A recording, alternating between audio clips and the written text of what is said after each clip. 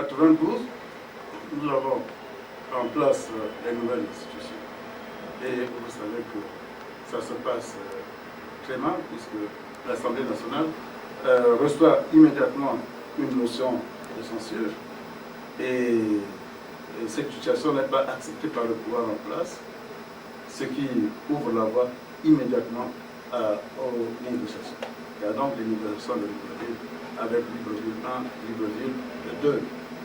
Et à cette occasion, on mettra en place donc un gouvernement des 40-60, 60 composé des ministres issus des partis de l'opposition et 40 issus des partis de la majorité, la mouvance présidentielle. Voilà.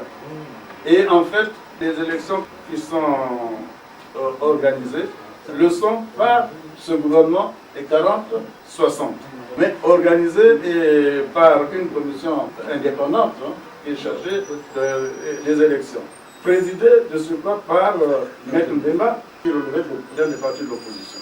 Mais malgré tout, il se trouve que les élections préparées par le gouvernement des 40-60, à travers une commission d'organisation des élections présidée par un élément de l'opposition, malgré tout, l'opposition, dans ces conditions, arrivait à contester pratiquement les résultats de ce scrutin.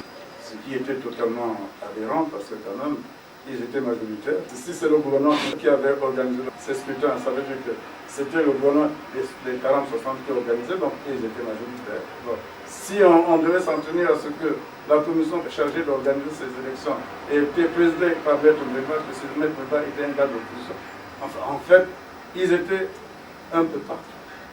Donc, il n'y avait pas de raison que la tricherie, si tricherie y avait, qu'elle se fasse au niveau des 40, sauf les 60, ou au niveau des autres, sauf du président de la commission. Mais enfin, malheureusement, le problème est celui-là. Je pose ce problème parce que vous voyez que c'est lourd de conséquences par la suite. C'est lourd de conséquences et ça détermine quelque part également le comportement de chacun. Et ça vicie pratiquement toute la démarche par la suite.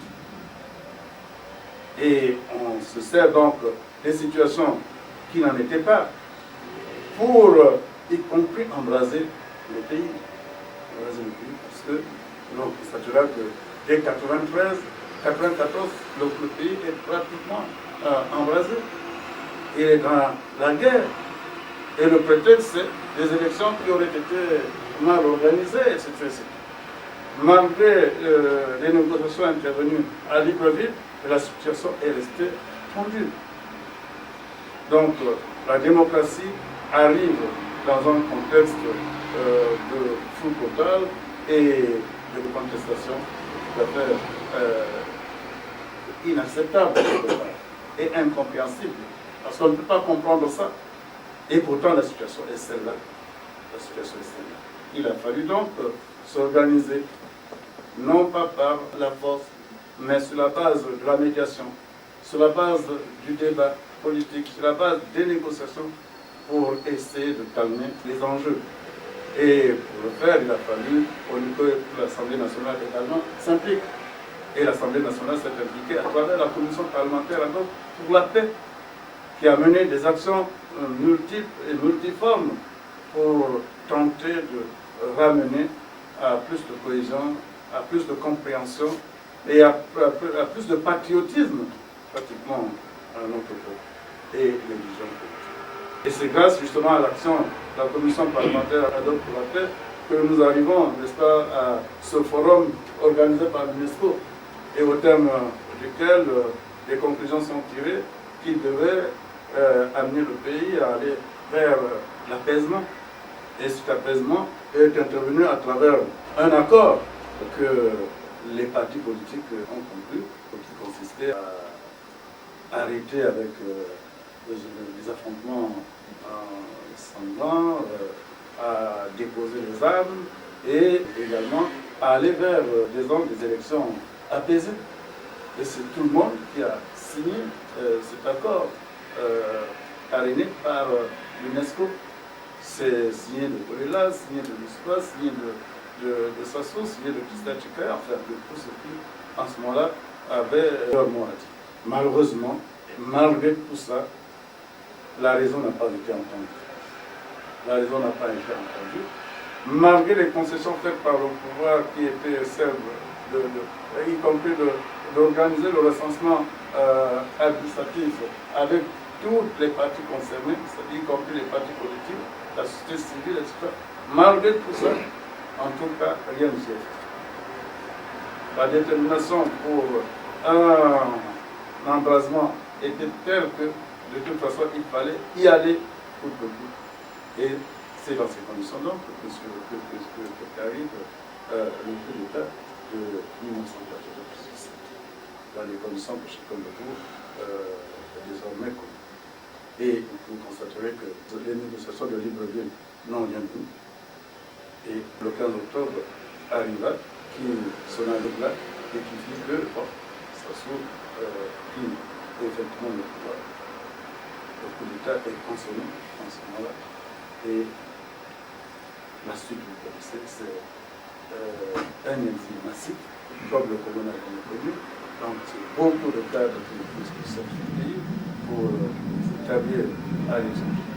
En réalité, c'est là que commence un peu la faillite politique au niveau des cadres. Parce que voilà, des gens qui viennent en exil, qui sont en exil, mais qui viennent en exil parce qu'ils considèrent que la situation dans le pays n'est pas bonne, n'est pas celle que l'on souhaite. Mais quand on vient en exil, on s'organise pour que le retour au pays se fasse de manière ordonnée. Que ça se fasse sur la base quand même des conditions que l'on aura préalablement posées et sur la base desquelles justement le retour serait organisé. Malheureusement, ce n'est pas le cas. Malheureusement, ce n'est pas le cas parce que les Congolais commencent déjà par aller à un dialogue qui n'en valait pas la peine. Nous savions que ce n'était pas un dialogue, que ce n'était pas un vrai dialogue, que le dialogue conclu par les militaires à Libreville n'était pas le dialogue des politiques, que ce n'était pas ces militaires-là qui devaient être en face des politiques du PCT, mais que c'était les partis politiques de l'ère d'une à l'époque qui devraient être en face du PCT pour conclure la paix. Malheureusement, les politiques sont totalement exclus et ne vont à ces négociations que l'aile armée, y compris de la résistance. Parce que nous sommes là en pleine résistance, puisque de toute façon, nous n'avons jamais, jusqu'à cette date-là, reconnu Sassou dans ses nouvelles fonctions de président de la République. Et tout ce qui était fait par Sassou, la gestion de Sassou était une gestion jugée par nous comme procédant d'une gestion illégale, illégitime. Et nous avions pensé que dans notre cas, Sassou était un peu assimilable à Vichy. Et que ce qui se passait au niveau du Congo, c'était par rapport au Congo, c'était exactement ce qui s'est passé en France sous le règne Vichy. Voilà comment est-ce que la situation était vécue en exil par les résistants. On était donc des résistants, on n'était pas des gens qui étaient soumis à la loi sociale. C'est ce qui fait que lorsque le référendum est organisé pour adopter la Constitution de 2002, les mots d'ordre que les partis de la Dune vont donner, c'est d'empêcher que le peuple participe à ce vote. Et dès lors, pour nous, le vote de cette Constitution n'était pas légal, n'était pas légitime. Donc, bien sûr, si la Constitution n'est pas légale, si n'est pas légitime, si pour les partis de la Dune, c'était le rejet systématique de ce vote, de ce scrutin, bon, en clair, ça voulait simplement dire que tout ce qui serait venu en aval n'emportait pas la conviction de ces partis. Et c'est ce qui s'est passé. Malheureusement, comme je l'ai dit tantôt, le dénouement se fait un peu, si vous voulez, à contrario.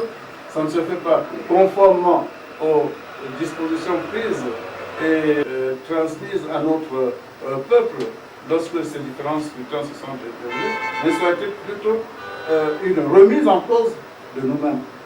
puisque nous sommes repartis au pays et nous nous sommes mis sous la loi scélérate de Sassou et bon, avons tout comme de fait reconnu les instances qui s'étaient installées dans ces conditions. Mais depuis, ce qui est important, c'est pas ça, ce qui est important, c'est ce qui s'est passé par la suite.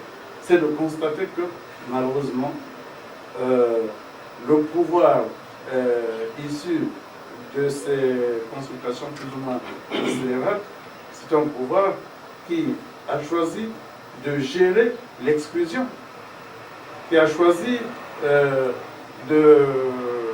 d'organiser pratiquement le pillage du pays et qui a choisi le bradage des richesses de notre pays, malheureusement. Et le pouvoir est devenu un pouvoir tout à fait planique, parce que à ce niveau, on peut se poser la question de savoir, lorsqu'on dit pouvoir du Nord, mais il n'y a pas de pouvoir du Nord en réalité. Il y a le pouvoir d'un clan, il y a le pouvoir d'une caste, mais ce n'est pas le pouvoir du Nord, et considéré comme tel. Donc c'est le pouvoir en réalité d'une caste, d'un groupe d'individus qui a pris en otage le pays tout entier. Et c'est tout le pays qui en souffre. Et le constat est amer parce que quelque part nous avons un budget colossal. On est pratiquement en valeur relative, bien entendu, en valeur relative, on est le deuxième budget au monde à être aussi important, rapporté au chiffre de la population. Le deuxième budget au monde. Mais tout ce qui est fait au pays, malheureusement, ne reflète pas cette position privilégiée qui devait être la nôtre. Ça ne reflète pas du tout cette position. Et c'est totalement dommage. Sur le plan, disons, des infrastructures, nous constatons que rien de tout à fait substantiel ne se fait. Bien sûr, il y a la nationale 1 qui est en voie de construction. Bon, c'est vrai, il y a cette nationale 1. Mais la nationale 1, conçue comme elle est conçue, et réalisée comme elle est réalisée, c'est à se demander si c'est une bonne chose pour le Congo. D'abord, la chaussée est très étroite et passe sur un relief relativement accidenté. Alors, on se demande si ce n'est pas un mouroir plus que qui nous va pour sauver les vies.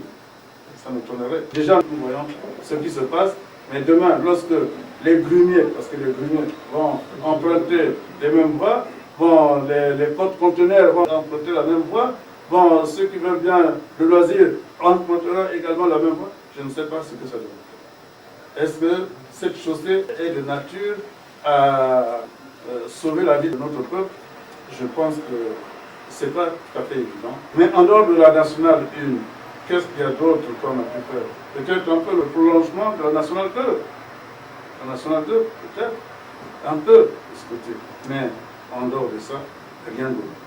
Et là où on attendait également le gouvernement, à travers sa municipalisation, peu importe le concept, sur le concept nous pourrons en discuter longuement, mais là où on pouvait l'attendre, c'était qu'il donne un contenu réel à la municipalisation. Malheureusement, là aussi, on l'a attendu et on l'attend toujours. Vous voyez, par exemple, la municipalisation du pôle, on dit que c'est aux environs de 500 milliards de francs CFA. Mais allez voir les réalisations. Les 500 milliards annoncés et les projets réalisés. Vous voyez, vous posez la question de savoir où est parti cet argent. Où est parti cet argent? Mais puisque il s'agit de l'argent, disons, des investissements qui sont réalisés à travers le budget national. Bon. Le budget, malheureusement, dans son élaboration et surtout dans son exécution, sa réalisation, ne se reporte pas d'un exercice à un autre. Alors, finalement, cet argent qu'on aurait décidé à un moment donné de produire, lorsque les projets ne sont pas réalisés, cet argent va où? Cet argent va où? Et vous direz que c'est dans l'excédent? Alors, dans l'excédent budgétaire, qu'on n'a pas toujours. Et alors donc, vous voyez un peu la situation telle qu'on l'a vue, et de manière tout à fait répétitive, un peu partout, ce qui est sûr d'être réalisé, souvent c'est la place publique pour le défilé. Ça c'est sûr que ça rentre dans les priorités. C'est le palais présidentiel, ça ne manque pas jamais. Et c'est peut-être un aéroport qu'on a, ou un héliport, etc. Bon, sans tour de contrôle, sans terminaux. Hein. Il n'y a pas de terminaux là-dedans. Voilà un peu la situation. Et ça, c'est presque le vécu au niveau de l'ensemble. Mais entre-temps, c'est quand même des moyens importants qui sont débloqués au titre de cette municipalisation.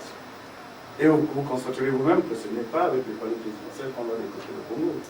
Ce n'est pas avec les places publiques pour défiler qu'on va développer le Congo. Ce n'est pas avec des aéroports partout. Quand on sait qu'il n'y a même pas d'avion. Déjà, Brazzaville, en tant qu'aéroport international, a un trafic tout à fait modeste. Pointe-Noire, en tant qu'aéroport international, a un trafic tout à fait modeste. Une autre route, parce qu'on n'avait pas besoin de deux aéroports internationaux, aujourd'hui, dans la situation d'aujourd'hui, au Congo. Et au Lombo. À Olombo, c'est vrai. Troisième aéroport international. Comme le disait le soufflet tout à l'heure mon collègue, sans tour de contrôle, sans terminaux, rien du tout. Donc voilà un peu la situation de l'ensemble. Et nous sommes là comme en train d'attendre que le développement arrive. Et en train de croire qu'en 2025, notre Congo sera un pays émergent. Non. Il faut vraiment se moquer de soi-même pour aller à des inepties de ce genre-là. Donc, la situation du pays est celle-là. Les horizons sont pratiquement bouchés. Et on a un gouvernement qui ne veut pas entendre raison. Parce que quelque part, on lui fait comprendre que l'école est malade. Pour lui, l'école se porte très bien. On lui fait comprendre que l'hôpital est malade. Pour lui, l'hôpital se porte très bien. Sans ascenseur. Voilà. Tout est bien. Tout se fait normalement. Et le pays serait en train d'avancer. Alors que chaque jour qui passe, c'est le taux de mortalité est plus important. Et chaque jour qui passe, la précarité se fait encore plus grande, plus importante. Donc, Congo dans la précarité, Congo dans l'éloignement total, Congo dans la pauvreté, mais avec beaucoup d'argent, qui est de l'argent pratiquement compliqué parce que cet argent ne circule pas. Hier, eux, ils avaient la possibilité de stocker cet argent à l'étranger. Aujourd'hui, cette possibilité est significativement réduite. Donc, c'est de l'argent qui est certainement au pays. Et c'est tout le monde en train de construire des hôtels, tout le monde en train de faire absolument les mêmes choses, etc. Oui, c'est le blanchiment rentre dans le bâtiment, le blanchiment rentre dans certaines opérations qui malheureusement ne peuvent pas générer de richesse et ne peuvent pas permettre au pays de se développer, donc au pays y compris de régler les problèmes de la précarité, les problèmes de la pauvreté, les problèmes de l'école, les problèmes de la santé. Entre-temps, ce qui est à signaler, c'est que le peuple congolais semble s'accommoder de tout ça. Et la question qui nous revient souvent, c'est de dire, vous, qu'est-ce que vous faites? C'est-à-dire, nous autres, les hommes politiques, que faisons-nous? Comme si l'on pense que les hommes politiques possèdent la magie du changement. Les hommes politiques n'ont pas la magie du changement. Les hommes politiques changent la situation avec le peuple, par le peuple, grâce au peuple et pour le peuple. Mais ça ne peut pas être autrement. Et c'est pour cela que je crois que ce qui est essentiel pour nous, surtout pour le comité d'action que vous êtes, c'est de prendre conscience avant tout que nous n'irons nulle part, nous n'irons pas plus loin aussi longtemps que notre travail en direction de l'homme congolais n'aura pas atteint les objectifs estimés. Donc nous avons un travail important à faire en direction de notre peuple. Je crois que le peuple, et c'est là le paradoxe, à certains moments, parce que quand vous discutez avec le peuple, vous échangez avec le peuple, vous avez le sentiment que le peuple est en avance par rapport au cadre. Et on a le sentiment que c'est plutôt sur le cadre qu'il faut davantage travailler que sur le peuple pris en tant que tel. J'ai eu personnellement l'occasion de le tester à travers les consultations électorales qu'il y a eu dans le pays. J'étais candidat à l'élection législative. J'ai discuté mon message assez plus facilement au niveau du peuple. Le peuple me comprenait plus facilement, mais ce n'est pas tout à fait le cas au niveau des cadres. Parce que, curieusement, les cadres ont abandonné le pays, parce que ce qui compte pour les cadres, c'est le positionnement individuel. C'est les intérêts immédiats vus par eux et par rapport à eux. Et ça fait que, malheureusement, le pays est rentré dans un environnement conflictuel au niveau des cadres, qui fait que, malheureusement, pour le pays, les choses n'avancent pas. Parce que, sur la base de ce combat pour le positionnement, bon, les partis politiques sont plus ou moins immobilisés. Parce que ces partis politiques ne sont plus en mesure de jouer leur véritable rôle. Parce que quelque part, ils perdent le plus clair de leur temps à gérer les conflits internes, à régler les problèmes du positionnement au niveau des cadres. Ce qui fait qu'il y a comme un détournement des objectifs, ce qui est tout à fait dommageable. Donc, voilà un peu la situation qui est la nôtre, et c'est un peu ce constat que les partis politiques, que l'UPADES a eu par exemple à faire immédiatement après les législatives de 2012. C'est vrai que nous étions déjà suffisamment informés avant, mais davantage en 2012 relativement à ce qui s'est passé. Et comme au niveau de l'UPADES, au premier tour des élections législatives de 2012, avant le premier tour d'ailleurs, nous avions déjà pris position pour dire qu'on n'était pas tout à fait convaincus de la sincérité du pouvoir quant à l'organisation de ces scrutins. Et on a tiré l'attention du pouvoir sur le fait que si, en tout cas, cette élection ne se déroulait pas normalement, pour l'UPADES, on considérait l'Assemblée qui serait issue de cette consultation comme illégale et illégitime. Ce que déjà nous déclarons dans un document que nous avons rendu public le 2 juin 2012. Et dans l'entre-deux tours également, donc, ayant constaté ce qui s'est passé au premier tour, et nous avons dit que malheureusement la situation allait un peu comme dans le sens de ce que nous dénoncions déjà, et que si le deuxième tour devrait donner les résultats dans le même sens que les résultats du premier tour, si l'organisation restait au même niveau, alors pour l'UPADES, on considérait que cette élection serait, en ce qui concerne les résultats, nul et de nul effet pour l'UPADES. C'est ce qu'on va encore déclarer dans l'entre-deux tours. Et bien entendu, lorsque le deuxième tour arrive, on constate que c'était plus que ce que nous dénonçons déjà au premier tour. Et dans ces conditions, nous nous sommes dit qu'il fallait d'abord, au départ, que le l'UPADES fasse sa déclaration pour dénoncer tout ça. Et nous nous sommes donc appesantis sur l'aspect concret de la convocation des États généraux de la nation. Mais nous étions conscients, fort de tout ce que je viens de vous dire, qu'il n'y aura pas des États généraux de la nation si nous ne développons pas au sein du peuple et parmi le peuple un rapport de force conséquent. C'est la raison pour laquelle nous avions tout de suite décidé d'organiser, y compris des descentes citoyennes. C'est ce que nous avons fait. Et malheureusement, lorsque le pouvoir a constaté que la moutarde commençait à prendre, tout de suite, ils nous ont empêchés, par la suite, de tenir ces descentes citoyennes en envoyant sur les lieux par l'armée, occuper les lieux et empêcher la rencontre de se réaliser. Nous en sommes parvenus à ça, nous nous sommes dit, de toute façon, nous n'avons pas besoin de l'autorisation du pouvoir pour tenir, n'est-ce pas, des rencontres dans les conditions autorisées par la loi. C'est ce qui fait que, malgré cette attitude du pouvoir, nous avons persévéré et nous avons continué à tenir nos réunions. Quand ce n'était pas sur la place publique, on se repliait dans nos domiciles pour tenir nos réunions, mais l'essentiel pour nous, c'était de tenir ces réunions. Ce qui nous a permis également de tenir le méga meeting, qui nous a permis de renforcer notre propre positionnement au sein du peuple. Et un méga meeting qui nous a permis également de nous exprimer et de mieux vendre, en quelque sorte, le projet des États généraux de la nation.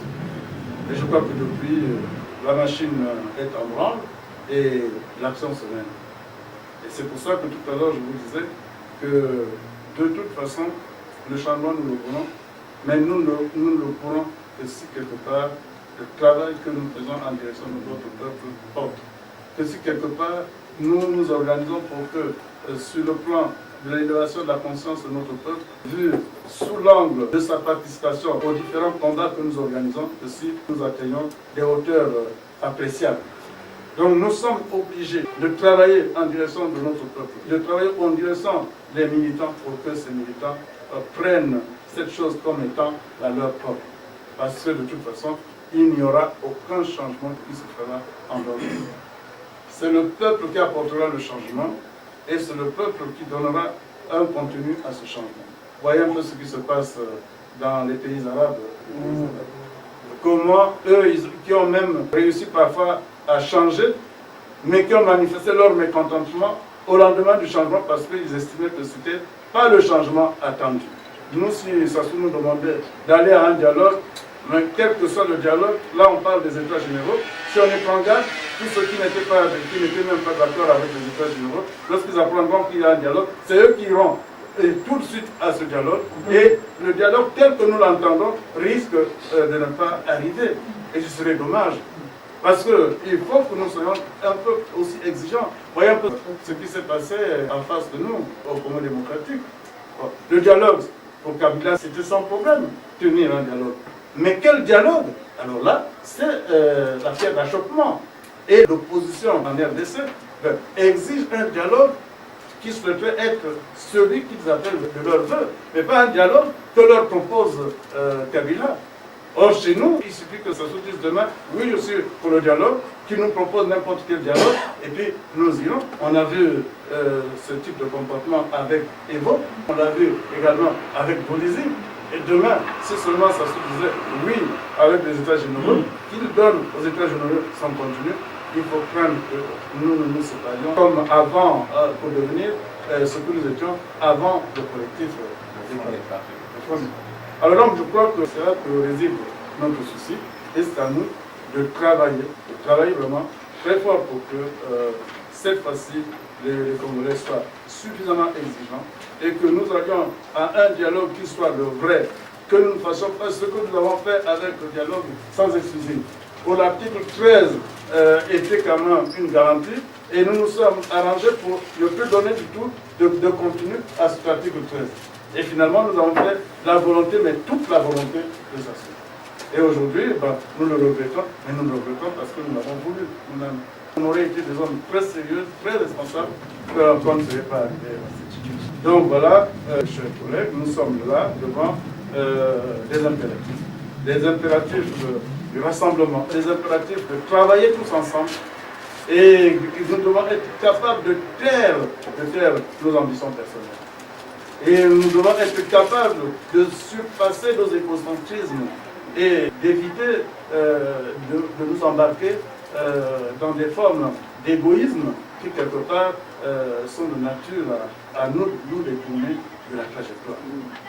Je crois qu'il faut que nous revenions dans le sens de l'unité, que nous fassions l'unité, que nous fassions tout pour que, en face de nous, ne se présente que le Congo. Lorsque nous aurons réuni tout ce qu'il faut pour aller maintenant au changement, nous aurons certainement notre génie qui s'exprimera une fois de plus dans le sens de laisser se faire les choses. Parce que dans tous les cas, le changement qui interviendra nous amènera inévitablement au vote. On ne va pas apporter le changement en dehors des élections. Il y aura donc des élections. Et je crois que c'est là que nous pourrons avoir de manière tout à fait crédible des alliances. C'est là que nous aurons un programme de gouvernement. Parce qu'aujourd'hui, ce qui nous unit tous, c'est une démarche essentielle, celle de faire les États généraux. Les États généraux poursuivent quel objectif?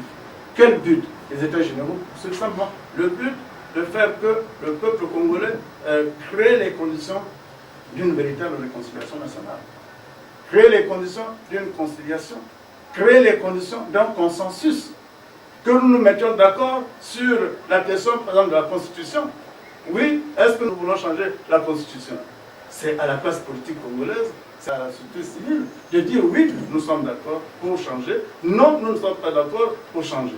Si oui, nous sommes d'accord, alors quel contenu donnons-nous à cette Constitution? Si oui, nous sommes d'accord, quels sont les garde-fous que nous mettons en place? Mais ça demande que tous nous nous retrouvions, que nous analysions et que nous décidions. C'est ça le vrai problème. Donc ce n'est pas déjà à ce moment qu'on va choisir qui est le chef, qui est tout ça. Le moment n'est pas encore celui-là. Mais lorsque nous aurons fait ça, et si l'opposition estime que, bon, il y a trop de partis, nous voulons aller vers la fusion des partis, c'est à l'opposition de s'organiser dans ce sens-là. Si nous pensons que c'est chaque parti, mais nous voulons avoir un programme commun de gouvernement, mais nous aurons un programme commun de gouvernement et les partis qui signeront l'accord qui en découlera seront ensemble et mettront en place les procédures. Si on dit, bon écoutez, dès le premier tour, nous sommes ensemble, on aura décidé, mais ce sont les partis qui auront décidé. Si on dit c'est au premier tour, chaque parti est libre, mais au deuxième tour maintenant, le parti qui aura franchi le premier tour pourra être soutenu par les autres partis de l'opposition, et on décidera. Donc il y a vraiment, ce problème ne devrait pas être un problème qui déchire, qui divise, et qui pourrait nous faire adopter des comportements qui pourraient friser la séparation. Je crois que le collectif des partis est une bonne chose. Depuis que nous avons mis en place ce collectif, je crois que la donne politique au Congo est en train de changer. La prise de conscience s'élève de plus en plus. Et un plus grand nombre essaie de nous accompagner et de faire des États généraux leurs propres revendications. Parce que c'est avant tout la leur. Et nous n'avons aucune raison, vraiment aucune raison, de nous poser encore un obstacle à l'accomplissement d'un tel projet.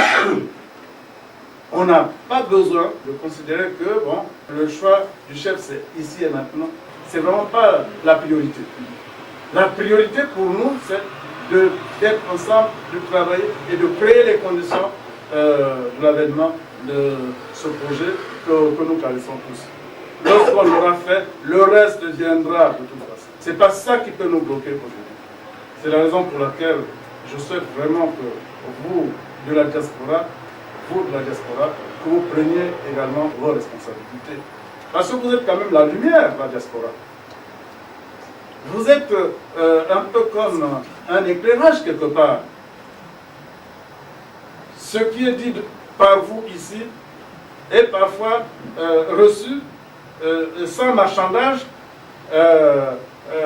par vos parents au Congo. Parce qu'on se dit, c'est quand même si le président tout à l'heure a dit qu'il n'y avait pas de la science infuse, je suis d'accord avec lui, mais parfois, au niveau du Congo, vous êtes considéré comme la science infuse, vous de la diaspora.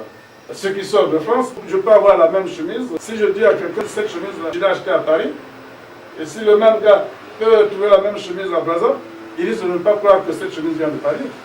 Alors donc, vous voyez un peu l'état psychologique qui est le nôtre. Et aujourd'hui, c'est un peu perdu. Donc, vraiment, considérez le programme que nous avons ensemble comme étant avant tout votre propre programme. Ne croyez pas que c'est le programme du collectif des partis. Ne croyez pas que vous verrez un appendice. Non. C'est le programme du peuple congolais. La seule sortie de crise pour nous, qui soit crédible, c'est celle qui passe par les États généraux de la nation.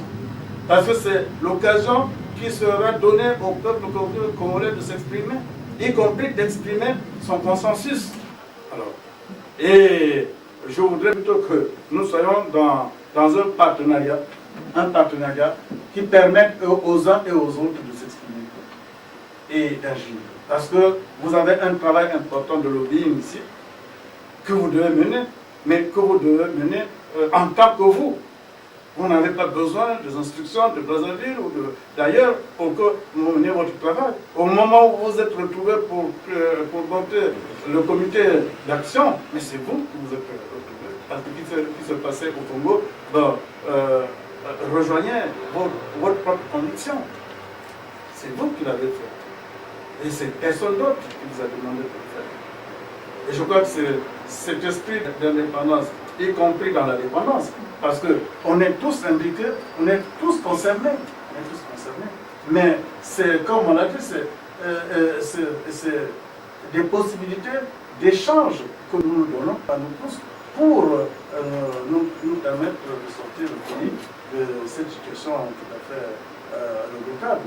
Donc, je pense pour ma part que la diaspora a son rôle à jouer, qui est un rôle tout à fait important. Vous avez le devoir de vous élargir, parce qu'il ne faut pas que vous restiez les mêmes. Il faut qu'autour des États généraux, que vous gagnez de plus en plus la place de Paris, pour ne pas dire la place de la France, que vous gagnez la France, que vous gagnez l'Europe à ça. Et que par votre travail, vous contribuez également à élargir les bases au Congo.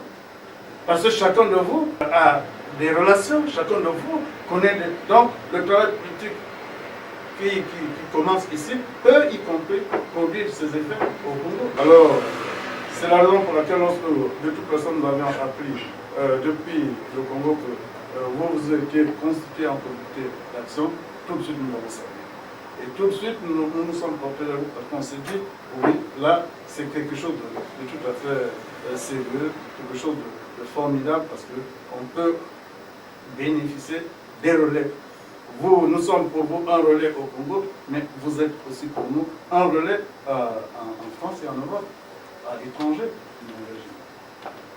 Donc, chers camarades, voilà un peu ce que j'avais à vous dire sur le collectif des partis, sur la démarche qui est la nôtre, sur les différents problèmes qui nous concernent. Et comme vous constatez vous-même que nous, sur ces différents points, nous n'avons pas de science infuse. Personne ne décidera à la place de tout le monde. Personne ne décidera à la place de tout le monde. Donc, sur toutes ces questions, vous devez mûrir votre réflexion sur la Constitution, sur tous les aspects. Quels sont les problèmes qui nous concernent, qui concernent le pays, qui méritent d'être évoqués à cette occasion? Commencez à réfléchir, n'attendez pas. Les autres ne viendront pas d'ailleurs, sauf de vous-même. C'est à vous de voir quels sont les enjeux. Et au niveau de ces enjeux, quelle est votre réflexion, quelle est votre contribution? Nous aussi, là où nous nous trouvons, quelle est notre réflexion, quelle est notre contribution? Le jour où nous serons ensemble, ça peut venir même avant, parce que nous n'attendons pas que l'événement ait lieu. Si l'événement a lieu, dans les conditions d'aujourd'hui, nous risquons de passer à côté des enjeux. Nous risquons de passer à côté. Or, nous n'avons aucune raison de passer à côté de ces enjeux. Aucune raison. C'est pour ça que c'est maintenant plus que jamais que cette collaboration doit, disons, passer du stade de l'intention au stade de la faisabilité, parce que nous-mêmes, il faut que nous commencions à réfléchir. Bon, vous savez que la dernière fois, quand il y a eu la conférence nationale souveraine, qu'est-ce qu'il y a eu? Il y a eu le fait que, bon, ceux qui s'étaient préparés ont multiplié des associations, etc. Et on s'est retrouvé avec ceux qui n'avaient pas des associations, ce n'était pas le moment de les monter. C'était plus le moment. Ceux qui avaient des associations avaient des associations, et tant mieux pour eux. Donc voilà, chers collègues, ce que je me suis proposé de vous dire, en vous disant simplement